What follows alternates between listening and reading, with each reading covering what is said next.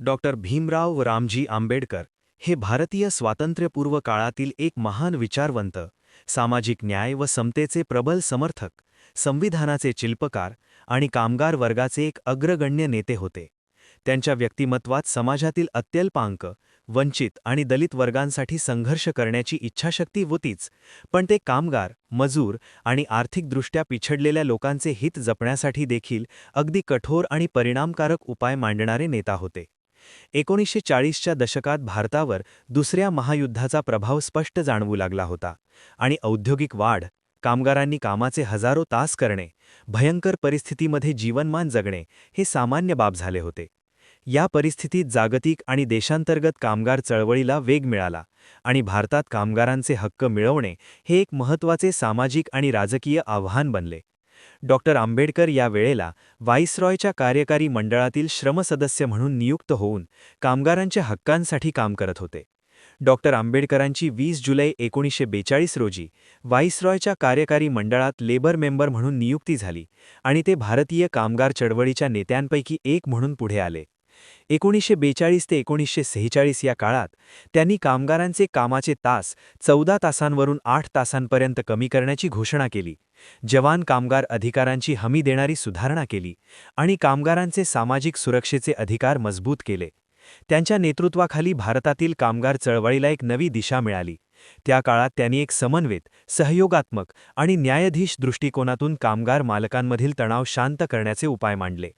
1943 हे वर्ष त्यांच्या कामगार नेत्याच्या भूमिकेसाठी एक महत्त्वाचे टप्पा बनले. या वर्षी विशेषतः 10 मे 1943 रोजी इंडियन फेडरेशन ऑफ लेबर यांच्या मुंबई शाखेत आयोजित एका सर्वसमावेशक सभेत डॉक्टर आंबेडकरांना सन्मानित केले गेले होते. ते एक असा दिवस होता जिथे कामगार संघटनांनी आणि कामगार नेत्यांनी डॉक्टर आंबेडकरांच्या कामगारी अधिकारांसाठी केलेल्या कार्याची मान्यता दिली आणि त्यांच्या विचारांना आदराने स्वीकारले. या सन्मानाच्या वेळेचा इतिहास, सामाजिक परिस्थिती, मुंबईतील औद्योगिक परिस्थिती आणि डॉक्टर आंबेडकरांच्या भाषणाचे आशय हे सर्व अनुक्रमे इतिहास, सामाजिक न्याय आणि कामगार चळवळीच्या संदर्भात पाहिले पाहिजे. इंडियन फेडरेशन ऑफ लेबर ही एक प्रमुख कामगार संघटना होती, जी त्या काळात कामगारांच्या न्यायासाठी आणि त्यांच्या आर्थिक सामाजिक हितासाठी काम करत होती. भारतात औद्योगिक क्रांती आणि द्वितीय महायुद्धाच्या अर्थव्यवस्थेचा प्रभाव वाढत असताना कामगार गट अत्यंत असुरक्षित व्यवस्थेत होते. कामाचे तास लांब, सुरक्षितता विरहित कार्यक्षेत्रे, अपुरी सामाजिक सुरक्षा आणि अत्यल्प पगार. या काळात इंडियन फेडरेशन ऑफ लेबरने कामगारांना संघटित करण्याचे आणि त्यांच्या अधिकारांसाठी बोलण्याचे महत्त्व ओळखले.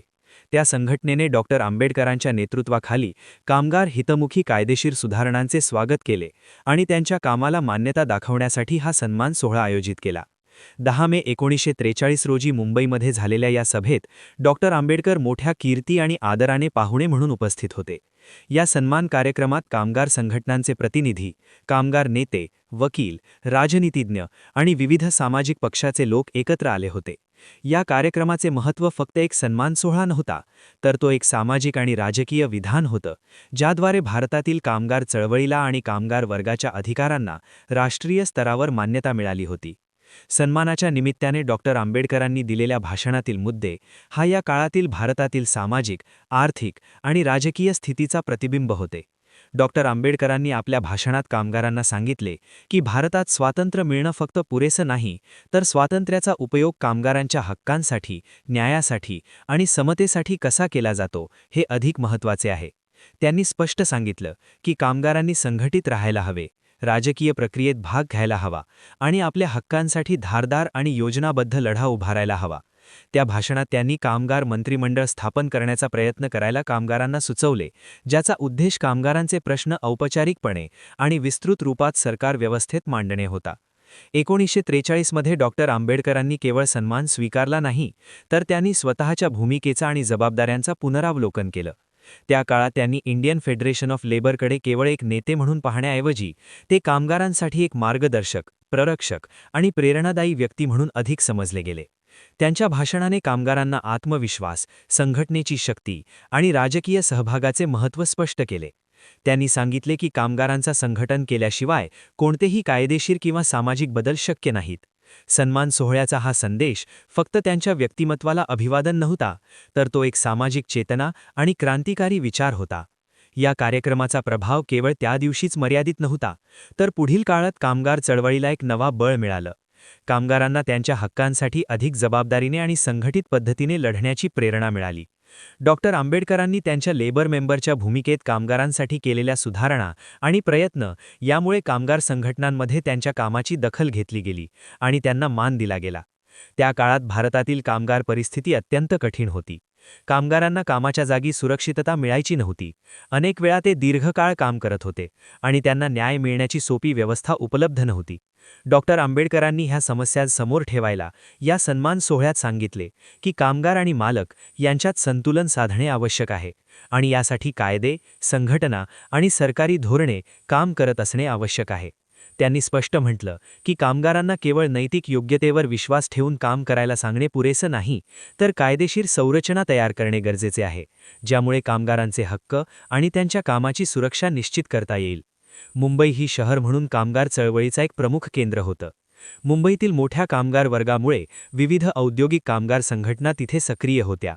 म्हणून इंडियन फेडरेशन ऑफ लेबरच्या मुंबई शाखेने आंबेडकरांना सन्मान देणं केवळ सामाजिक आदर नाही, परंतु कामगारांनी आपला नेता म्हणून त्यांना मान्यता दिली होती. त्या काळातील औद्योगिक वातावरण आणि मुंबईच्या सामाजिक परिस्थितीचा विचार करता हा सन्मान समाजातील बदलत्या विचारांचा, कामगारांच्या अधिकारांविषयी जागरूकतेचा आणि कामगार चळवळीच्या व्यापक उद्दिष्टाचा भाग होता. आंबेडकरांच्या या भाषणानंतर अनेक कामगार संघटनांनी आणि न्यायप्रिय विचारांनी प्रेरणा घेतली. पुढील काही वर्षात त्यांनी आपल्या हक्कांसाठी अधिक संघटित पद्धतीने काम केले. आंबेडकरांनी त्यांच्या नेतृत्वाखाली जे labour welfare fund, trade union recognition आणि वर्कमेन्स कॉम्पन्सेशन आणि अन्य कायदे यांचा पाया घातला, त्या सन्मानयुक्त वातावरणामुळे त्या प्रयत्नांना व्यापक समर्थन मिळाले. या सन्मान कार्यक्रमाचा इतिहास आम्हाला हे शिकवतो की समाजातील एक नेता फक्त राजकीय नेता नसून समाजातील प्रत्येक स्तरावर, विशेषतः कामगार आणि सामान्य लोकांच्या जीवनात प्रसंग बदल घडवणारा व्यक्ती असावा. आंबेडकरांनी त्यांच्या विचारांनी, सुधारणा योजना, कायद्यांनी आणि खास करून कामगार वर्गाच्या कर्तृत्वाच्या मानाने सन्मानित होण्याच्या मार्गाने हे दाखवून दिलं की समाजातील सर्व घटकांना न्याय मिळू शकतो आणि तो न्याय फक्त शब्दात नाही, तर कृत्यांमध्ये परावर्तित होतो.